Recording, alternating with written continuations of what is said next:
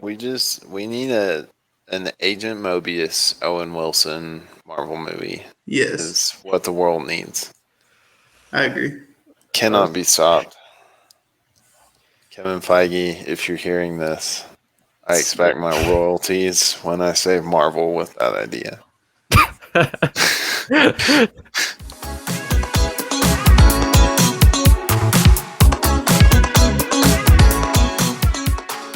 All right, let's talk about some MCU, some Marvel here while we got all the crew in. Yeah, there's been a lot of some vicious rumors flying, some actual articles from mainstream news outlets going around the last couple of weeks just about the state that Marvel's in right now.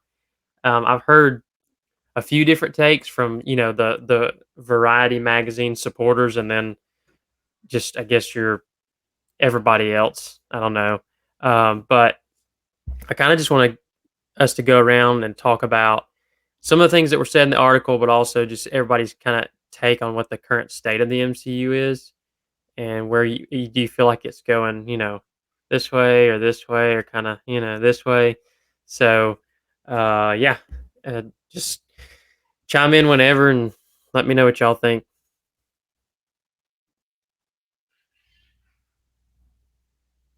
Just don't everybody talk at once. Yeah, So. well, I was going to say, who wants to go first? I think we all have pretty passionate opinions about it. I mean, I don't know if you want my opinion, but I'm pretty opinionated about this. I think the issue that Marvel's facing right now is, in the first couple of phases that they had with the Avengers and bringing in Iron Man, Captain America, different things like that. They did a very good job of integrating and interweaving stories, both in movies and in short form, as they started introducing that into Disney and Disney Plus. The issue that you have now is you're bringing in these short form video or these short form type of films with like She-Hulk, the Captain or Miss Marvel, and then a few of the other ones, but they haven't really been introduced as far as into how they connect with the Avengers story initially. So, like with Captain America, he got integrated pretty early on into the Avengers, and then he had a spin off of his show or of his story. Whereas now you have these characters that we're supposed to go and pay attention to on TV shows, go watch hours on hours of backstory in order to be able to understand how they're going to fit into kind of the narrative that Marvel's trying to form.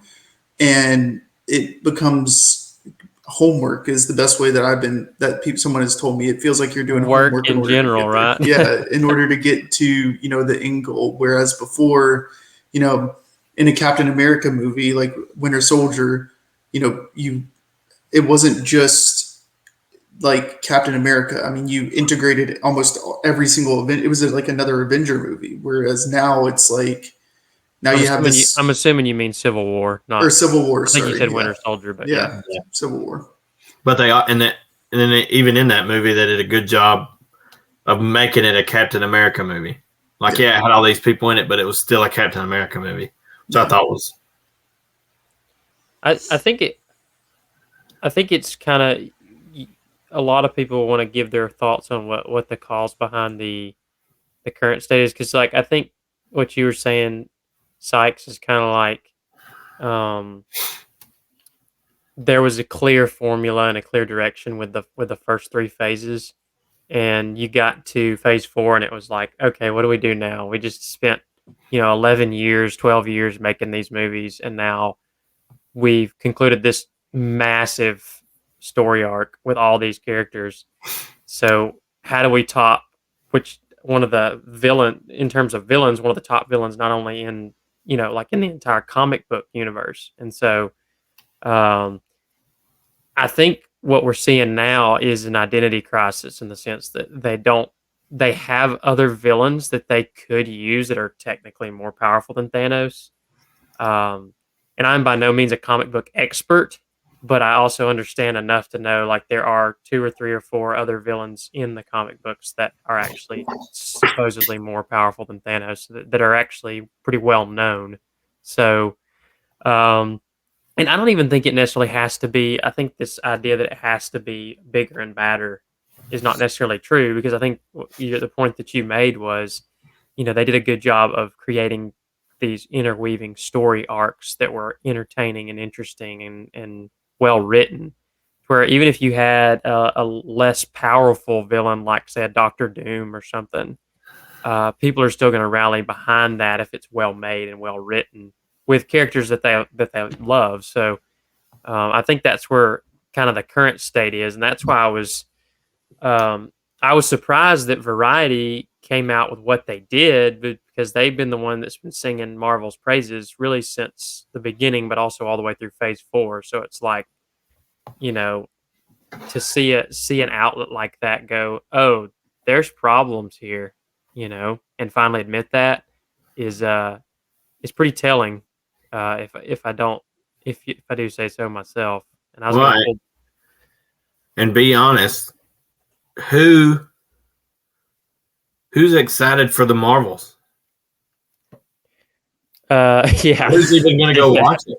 I watch Miss Marvel just to watch it because I'm kind of like that type of person where I'll just watch every single. I mean, like even the Eternals that got terrible reviews, I watched that because like I'm a big Marvel fan, and so I watched it because I know it's going to be important. But like Are I you won't are you be. that are you like that guy that's a completionist? Like if you played the Batman Arkham games, Yeah. you had to find every Riddler trophy in the entire game to be Yeah, satisfied. yeah. I feel like I want to watch everything just because like I want to be able to get every single joke or like reference that's made on shows or movies or whatever. So yeah, I I'm do. I try. usually I'm I'm usually that too, and I was that, um, through Endgame. But then I started in Phase 4, and some of it's just they're not doing well,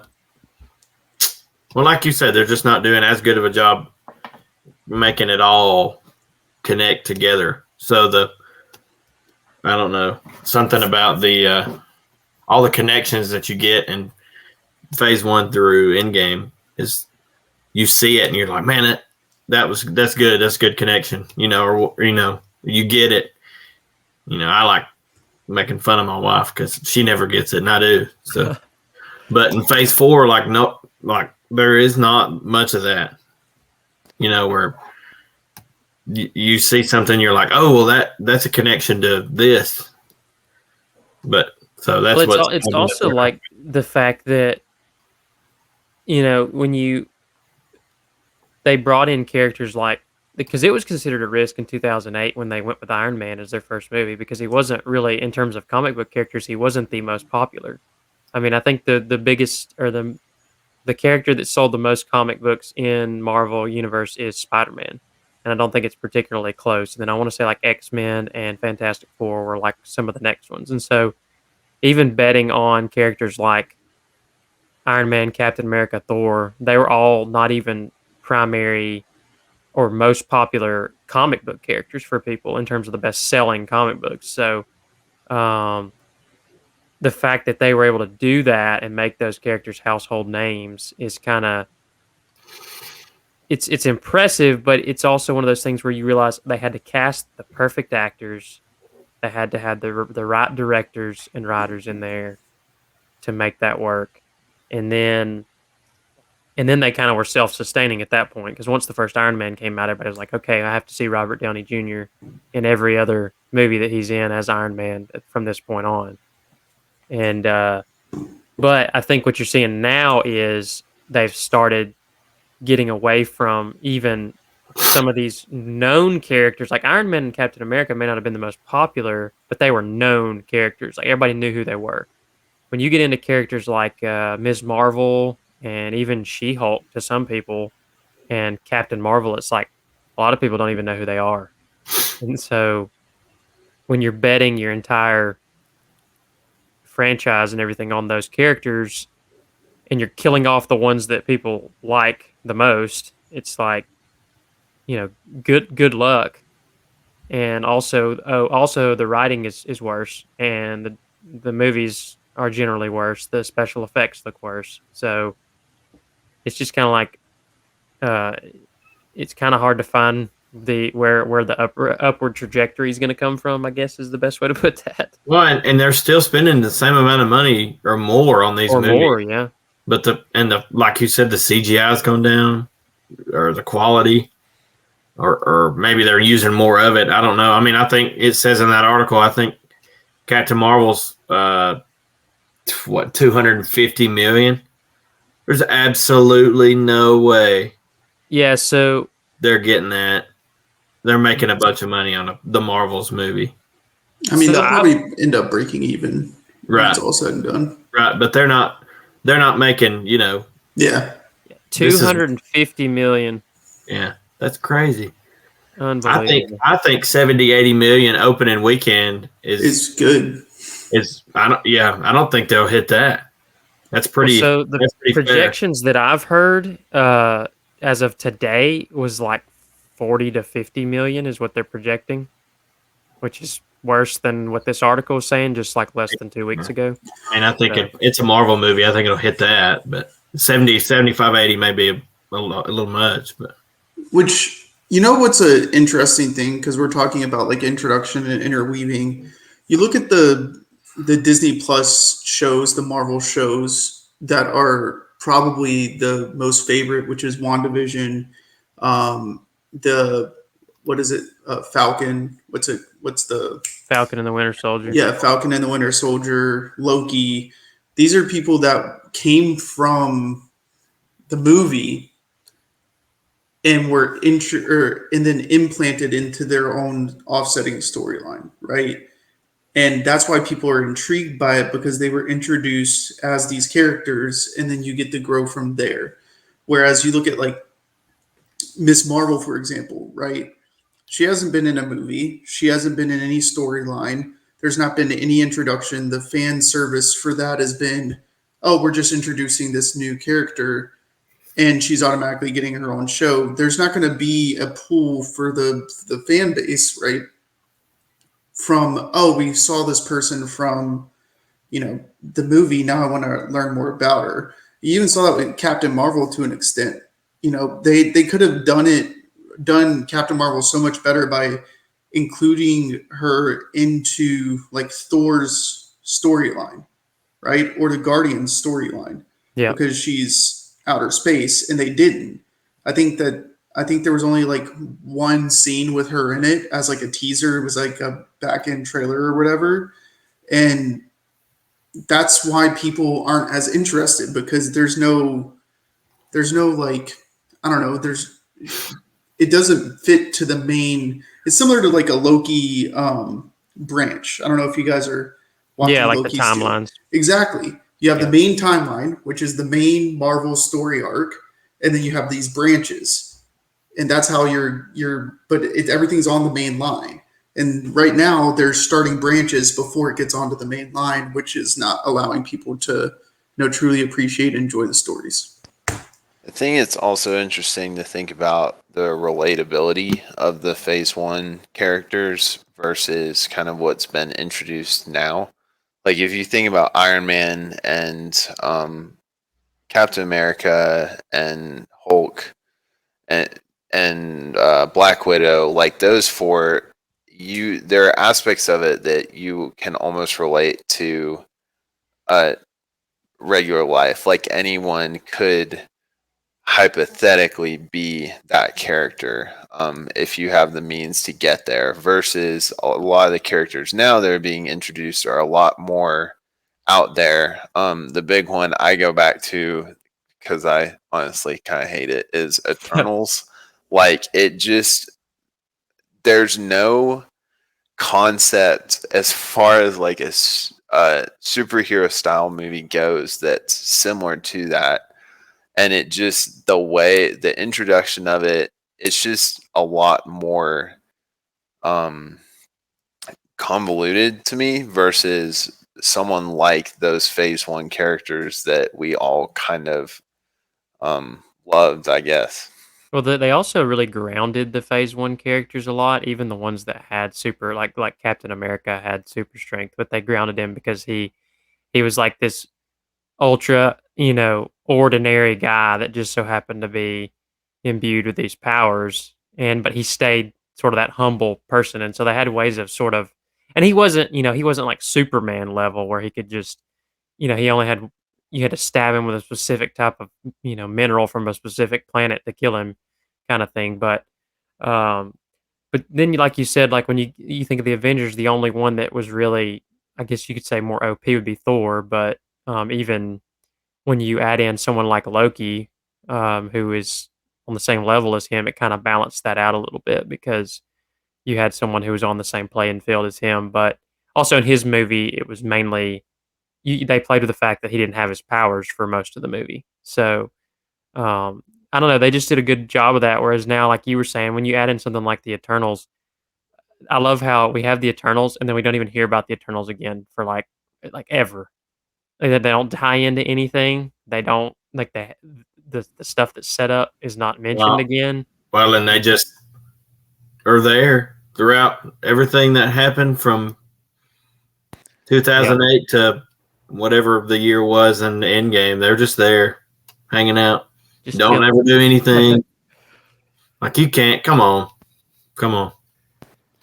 I think the other big component to me, if you think about prior movies, is they almost seemed, especially in Phase One and Phase Two, you were more focused on the hero versus the villain, and that has been like if you think about Quantum Mania, it almost seemed like the whole film was focused on primarily the villain and almost trying to recreate, like they're trying to recreate Thanos in a certain way, not like the direct character, but the idea of him by putting this huge emphasis on that character. And I think in a lot of the shows as well, I'm kind of a bad guy. I can't say that I've watched all of them.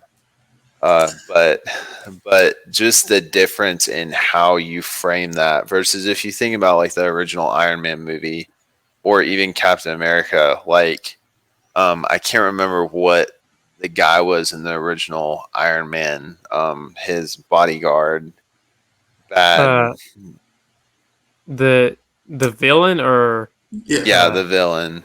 it's Ironmonger or something, isn't it? Yeah. Obadiah Stane or something. Yeah, like we don't even really remember him. Red Skull, I guess we remember a little bit more because he kind of came, or he continued throughout Avengers and throughout the universe, but it's just different in almost the feel of it to me versus the newer films. Well, also Thanos wasn't forced. I guess that's what you're kind of saying. He was just an omnipresent being that you would get teasers for, but it wasn't like a storyline directed towards Thanos. And then you didn't really see Thanos until, I mean, you saw him in like the end credit scenes, but you didn't really see him until the first Infinity War. That was They the do first a time that really they do a really good job of building him up. Like they Yeah. don't they don't, and I think that's with, I think the biggest complaint I've heard about Kang is the fact that in all the movies he's been in so far, the heroes have defeated him every time. Like you think of for his first appearance in Loki season 1, they kill him at the end of that one. He shows up again in, is it Quantumania is the next time he shows up? Mhm. Trying to remember if there's another appearance between then and Quantumania, but like at the end, like Ant-Man's able to beat him, and it's like Ant-Man's one of the weaker heroes in terms of, and so what you end up doing is you end up basically making him a less threatening antagonist to the point where, oh, we've already killed this guy 2 times. When it comes time, like how are you gonna build the tension there to really make him, I mean, there's menacing and such. I think there's ways. I mean, they're just trying to. I think I get what they're trying to do. They're trying to just do a different approach than what they did with Thanos. Because I mean, if you're doing the same thing over and over again, people are going to lose interest anyway. But maybe with Kang, I guess I'm playing the devil's advocate here a little bit. Maybe they're trying to get, because in Loki season 1, he constantly warns like, "Hey, I'm bad, but I'm really not that bad." So maybe I think they've tried to do this thing too.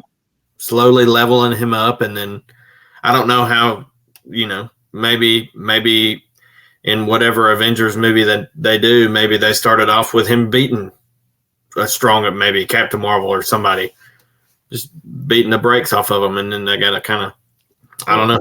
Well, what was so effective about Thanos, right? So the first kind of hint we get towards him is at the end of as in the first Avengers movie, where you don't see his face till the very end, but at the same time, it's like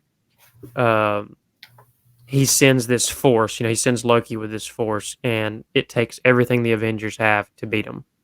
And then the next movie, he's he manufactures Ultron and all that. And if I remember correctly, it's been forever since I've watched that movie. Technically, Iron Man manufactured. Well, yeah, that one was that one's not doesn't really advance the Thanos story that whole. But he had to use the Vision Stone. Yeah. Yes. So, but then you get to by the time you get to him in, and you kind of get a hint at him in Guardians of the Galaxy, the first one, because Ronan, who's the villain, is sort of like a lackey of Thanos, and the Guardians are able to beat him, but it takes they end up losing it. A bunch of people end up dying, half a city gets destroyed, but the thing that they did so well was by the time you got to Infinity War, you're like, well, if all that stuff was that hard for them to beat, and then the first scene we're gonna watch him like choke Loki out and beat the heck out of Hulk and hit him one time, will be done. And it's like, that's how you set up a villain, and that's why it was so effective. And I think that's why when you get to something like this, and not only do we have the way the poor execution of setting him up, like I was talking about before, with him being defeated 2 different times already. You have all this deal with the actor himself, who's going through all this legal stuff, and now you're, in the same. You're hurting from 2 sides, because you gotta worry about him. Hey, is he going to win this case? Are we even going to be able to have him, or is he going to go to prison or be charged with something to where we have to just cut ties with him? So, it's not good in whatever angle you look at it at this point, but and also, I think that the article talks about it, but the Jonathan Majors stuff has really killed their what they want to do with Kang. I do think that they're. I feel like they're probably pretty much just going to have to say, we're just going to have to eat what this is so far and come up with something else as far as a main villain. So what do y'all think? Let's just theorize here for a minute. If they were to shift away from Kang, but they were still to somehow keep, let's say they have to cut ties with Jonathan Majors. He's still been sort of adapted into several of the shows and in some of these recent movies. Let's say they recast him. They just like they did with War Machine. War Machine, yeah, sorry. Let's say they do that. How can they go from a villain that's nowhere near as intimidating as a Thanos to someone that can really get people to come back to the theaters to see these movies? Because, let's be honest, the last 3-4 movies in terms of box office outside of Guardians Volume 3, which is kind of an outlier because that's a James Gunn movie, have flopped this past couple of years. So, what's the formula there? Like, how do y'all think that they could make that work with the criteria that I just mentioned? I think you gotta. My opinion is you have to like we said previously, it's not about the villain. It's about the storytelling of the heroes, right? That's what everyone comes to see. And you have to get back to that. I think that the issue is that, we've said it, you're trying to set up this big bad villain similar to Thanos, but in time, if you build the story and the timeline correctly, that big bad villain's going to be looming the entire time. That's what Kang kind of is an omnipresent being that's just there, and there's pressure there. Kang is more powerful than Thanos, um, and they haven't done a very good job at kind of presenting that because they're trying to slow play it. And I think that and they kind of talked about it in the article. They're talking about bringing back Iron Man. They're talking about bringing back Black Widow. I think that was going to be, but the next thing I brought up is like, I think that's a mistake. Is this admitting defeat at that point when you say, "Hey, we're just going to bring back these folks that people love because we have nothing else left"? Well, at that point, you're basically saying, "Look, all we care about getting out of you guys is your money. We don't really care about your experience or if it makes sense, or we just want you to come and watch a movie." That's what I think, and that's what they talk about. A lot of the people tuning Marvel out. I mean, that was one of the things about Marvel was, you only got a little taste of it when you went and watched a movie every 8 months or so. But now they're coming out with 3 shows a year on top of 2 or 3 movies a year. So, let's just be real. People don't have time for that. People don't have time to devote And how many people? So, assuming half their audience has just bowed out at this point, they're tired of keeping up with it. It's not interesting enough to keep people watching. Let's just assume half the audience is gone. Even if you were to do an Avengers movie with those characters back, and let's say they were able to get Chris Evans back as like Captain America, it's like, what's the payoff there in terms of the larger overarching storyline? Because if you're trying to get people back, all you're saying is we just want to get them in for one more movie. Okay, nostalgia bait. And once that movie's done, people are going to see through that. And I think people are going to see through that before the movie comes out. And they're going to be like, I don't care because this doesn't tie into anything. And it's just there to get for you to get my money. So I see that as a lose-lose situation. Would it be something that I would consider going to see? Maybe. But honestly, without the setup, I don't know what kind of payoff there would even be for that, because you'd just be like, oh, it's a one-shot sort of thing where you bring back all these people to do something because you think you can get a few more butts and seats or something. But yeah, I don't see the logic there. I think it's to me, it feels more like desperation than anything. Just because I think they're really grasping for better ideas at this point. But I think it depends on how you do it.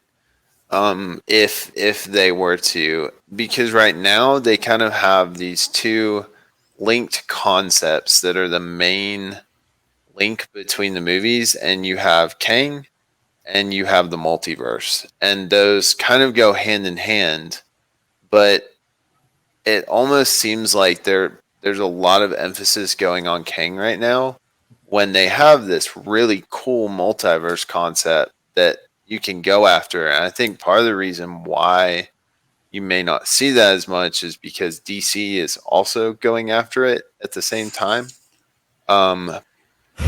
Worse, but like it's there, and it's almost the separation aspect. But it, to me, if you were to bring some of those characters back, you have to tie it in like that, almost in the same way that you saw that with in No Way Home. I think that's the right with Andrew Garfield. And just to pick your brain a little bit here with that concept, how do you make the multiverse concept work when there are infinite possibilities and nothing seems permanent?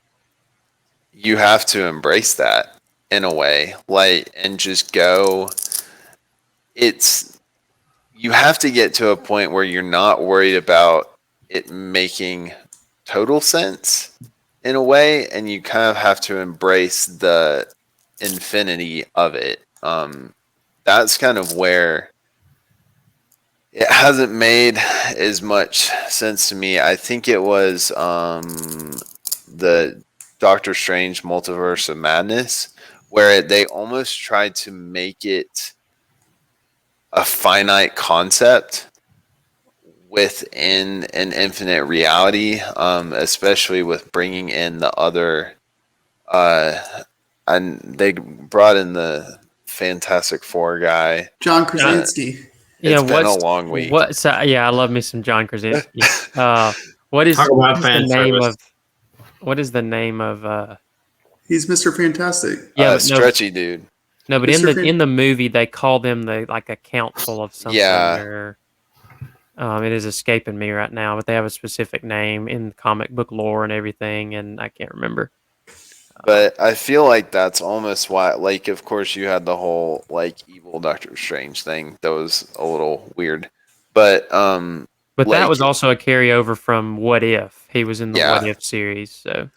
Yeah. But I don't know if that makes sense at all. But you almost have to embrace the crazy of it if you go down that road, rather than trying to worry about like equating everything.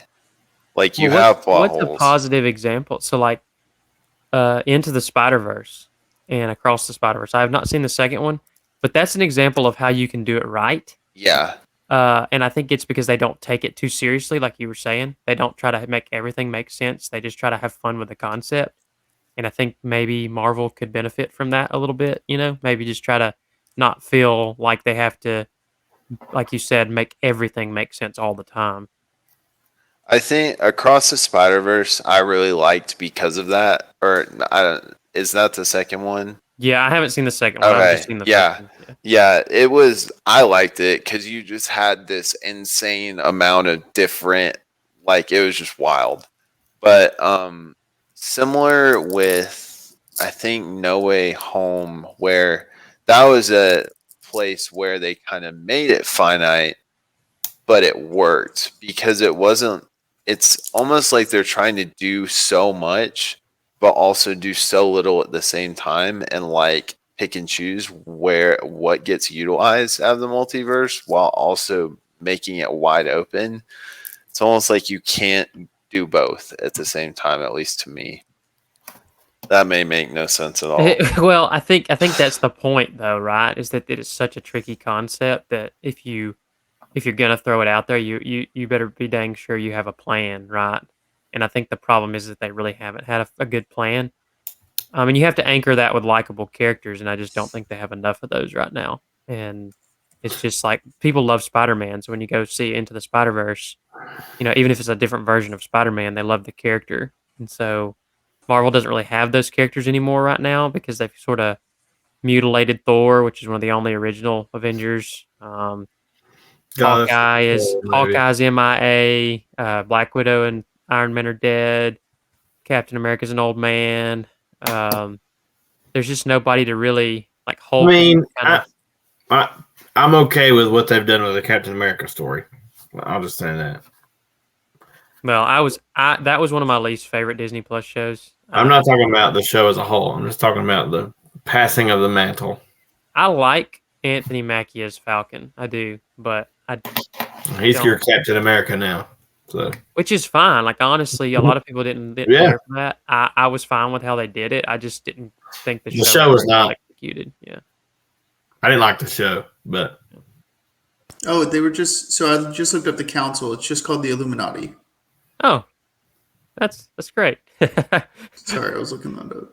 I've been surprised that we haven't seen anything from what they left open with the character of Iron Man. Like the kid from Iron Man 3 that I think it was Iron Man 3, and they had him say it again.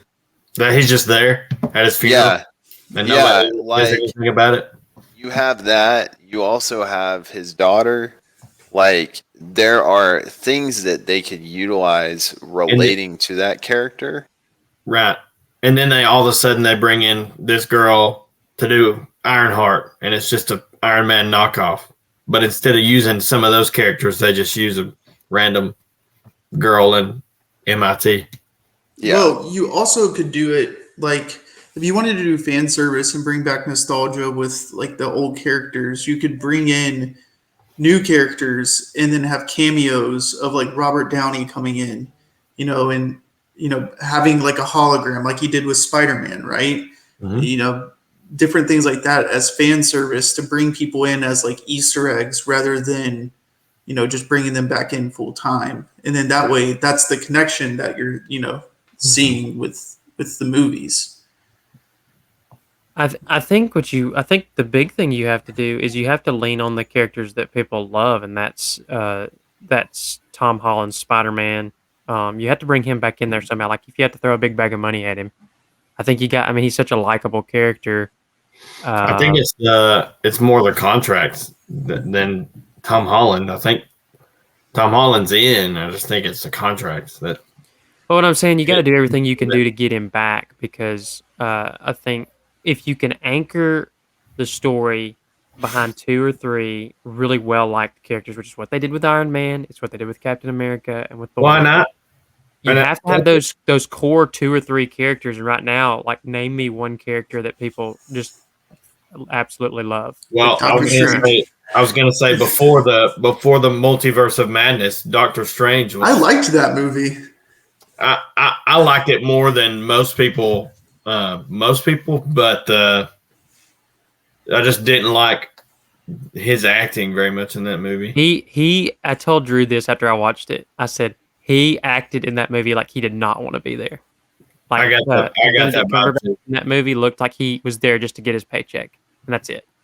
And the movie wasn't bad. And I think the problem is that it was really a Scarlet Witch movie, and I think that's the biggest problem is we keep having these movies where the lead is not the lead. I mean, Quantum Mania wasn't really an Ant-Man movie, and you look at Black Panther wasn't a Black Panther movie. Well, that's a little bit. That's a little unfair. Yeah. Yes, but I get the fact that the actor passed away and everything. I understand that. I think they would have been better off to recast the guy. And like I love Chadwick Boseman. The uproar behind that would have been so bad that you wouldn't have been like you couldn't. I'm pretty sure there was a quote from his brother saying that it's what he would have wanted for them to recast the character. And but fans would not. That's like trying to recast, Iron Man, right? You just can't do it. The issue is that people love the character, right? Now, people love Robert Downey Jr. as Iron Man, but people mainly love Iron Man. And so the character of T'Challa should live on, whether Chadwick Boseman does or not. As much as I loved him as that character, I think you have to realize in some cases that when you're getting rid of that actor, you're also in not recasting, you're killing the character, and that's a character that's a pretty predominant one in the comics, and so now you can't use him at all anymore in the MCU unless you do some sort of multiverse concept something. So I think that's the issue is because he was such a well-liked character. Just go out and find an actor that everybody else loves that can play it, and I think you would be okay because they've recast people before. Now, not necessarily main characters, but like Hulk was recast, War Machine was recast. All these different characters that became more main characters as the show. I guess War Machine's never really been a main character, but I mean, he could be. It can be done, is what I'm saying, with a different actor. It's just, I just think maybe that was a little premature. And they were trying to honor Chadwick Boseman. I get that, and I don't necessarily have an issue with that. I think it's just that maybe they didn't understand all the ramifications behind that when they did it. And so, also, don't get me started on a Hulk tangent because I will. We need an Agent Mobius Owen Wilson Marvel movie. Yes. Is what the world needs. I agree. Cannot be stopped. Kevin Feige, if you're hearing this, I expect my royalties when I say Marvel with that idea.